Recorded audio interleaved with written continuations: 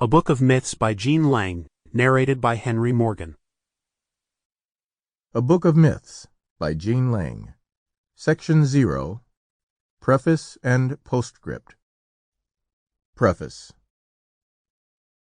Just as a little child holds out its hands to catch the sunbeams, to feel and to grasp what, so its eyes tell it, is actually there, so, down through the ages, men have stretched out their hands in eager endeavor to know their God.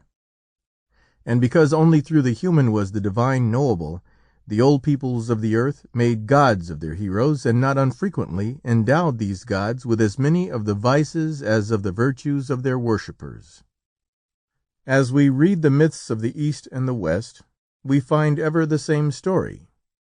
That portion of the ancient Aryan race which poured from the central plain of Asia through the rocky defiles of what we now call the frontier to populate the fertile lowlands of India, had gods who must once have been wholly heroic, but who came in time to be more degraded than the most vicious of lustful criminals. And the Greeks, Latins, Teutons, Celts, and Slavonians, who came of the same mighty Aryan stock, did even as those with whom they owned a common ancestry. Originally they gave to their gods of their best.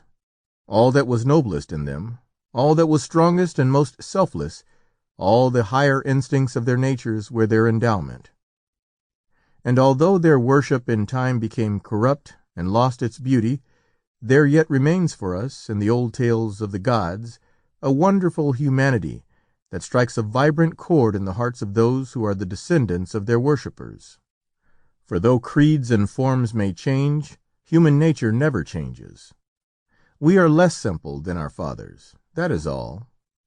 And as Professor York Powell most truly says, it is not in a man's creed, but in his deeds, not in his knowledge, but in his sympathy, that there lies the essence of what is good and of what will last in human life.